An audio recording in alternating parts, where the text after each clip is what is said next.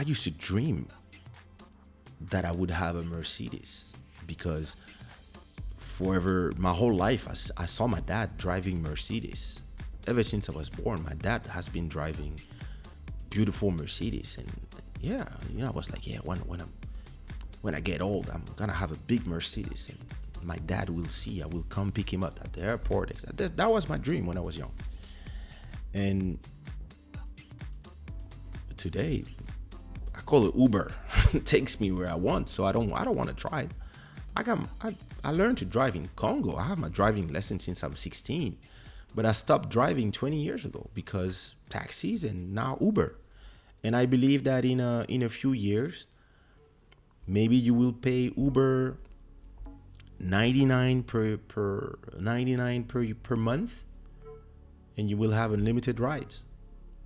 And whenever you need an Uber, you just take your app and somebody will come pick you up.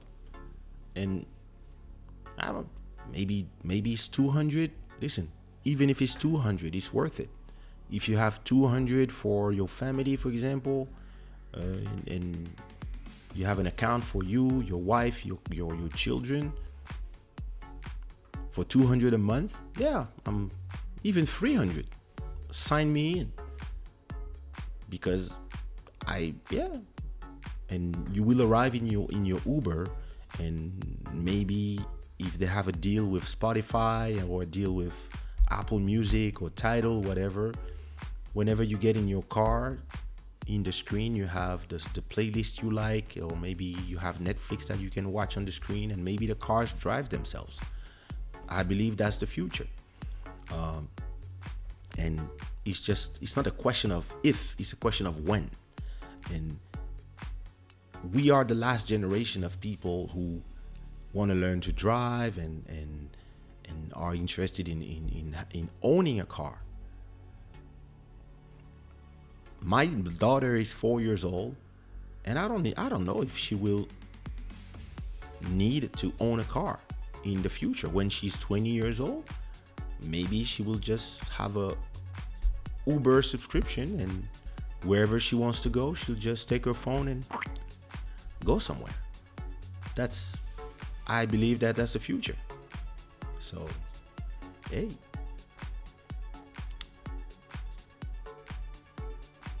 What is the chat saying?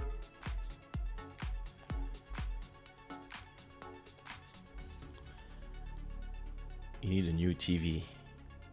Well, they're still working. What up, Distant Shadow? Oh, new profile picture. 1 terabyte is a lot. But I mean, if you take a lot of those cinematic pictures, videos, I think 1 terabyte might be nice. So I don't know, I'm gonna see. But at the same time, since I have 2 terabytes in my iCloud, everything I take just goes up, and whenever I need it, goes back down, and then I edit. So we'll see. And the thing, for me, every time I want to do vlogging, I usually use my cameras. So what I'm interested in is, can I, use it to, sometimes I don't have a camera, I can use the phone. But I want to check the quality. What up, Grim on the beat? What up, brother? How's the label doing? I'm still waiting for you to invite me to sing on a track. But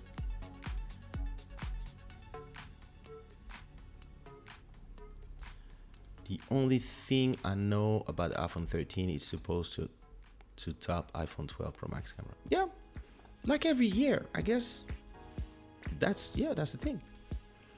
I have an iPhone 11. I'm very happy with it. Yeah, listen, it's great. So my wife had an iPhone 11. She gave it to her brother, and her 10s, she gave it to her sister. And me, I have my 10s. And listen, until now, I didn't feel the need to change, and I'm really changing now because I broke my screen. I broke the screen. It fell, you see. I don't know if you can see it, but down there, it just fell. It broke the screen, and I was like, oh, do I pay like 300 to repair, or do I just buy the new one? So because it fell like a month ago, I was like, just okay, it's time to get a new phone. That's it. You don't even have an iPhone 10? All right. Well, if your phone is working, you don't need to change. That's the beauty of today. We are moving to an era of folding screen everything from TV to phone. Yeah, that's gonna be the new gimmick. For now, I don't know. I don't know if I need a folding phone for now. Like I think the Z Fold 3 from Samsung looks nice compared to the first ones. But the technology is interesting, but maybe, yeah, listen, something that I would fold like this could be cool, but for now, I'm waiting. I'm getting that phone next month. I need it to for my well-being. Lol. They got you. They got you.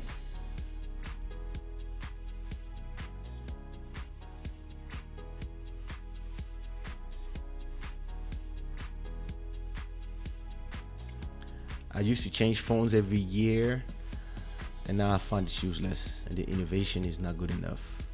They've been stuck on the phone. I've been stuck on the phone for 3 years. It's not that the innovation is not good enough. It's just that all the innovation is done. I mean, listen, what do you need from a phone now? I'm gonna tell you, the real revolution for me would be if somebody creates a battery that can go 2 or 3 or 4 days with one charge and charge in 20 minutes. That would be revolutionary evolution, innovation. Other than that, listen, leave me alone with your I have 5K, 120 gig hertz of a refresh screen, and like, I don't care. I don't care. Nobody cares except the geek. It like it. Come on.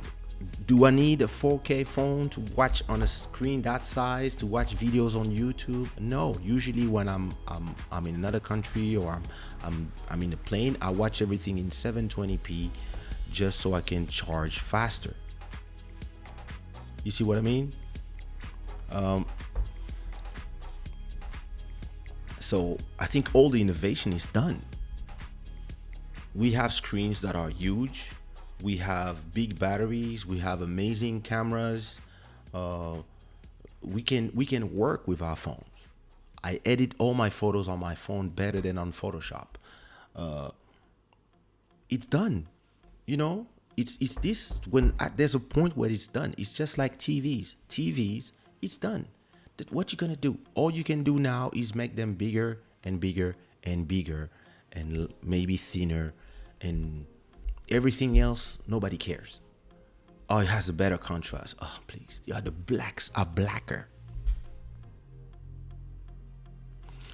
3D. Did you ever buy a 3D TV? You watch 3 movies and then you never turn on the 3D anymore.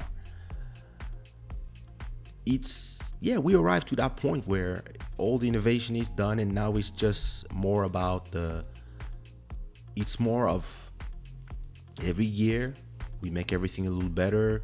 We add this, we change the components, the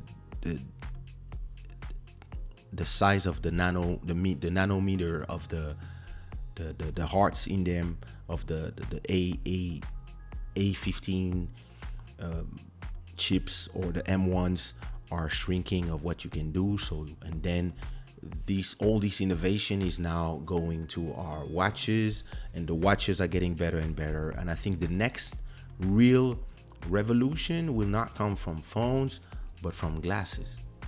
When they can do glasses where if I'm looking here, I'm getting my messages, I see the time, I can see maybe if I'm going somewhere, I'm on a bike, like instead of having my phone here, if I have the directions here in my eyes, or if I'm watching somebody that I know and I have the information, the name or whatever. Or I think this will be the next revolution, and maybe after that, going from this to something directly in the eyes like lenses.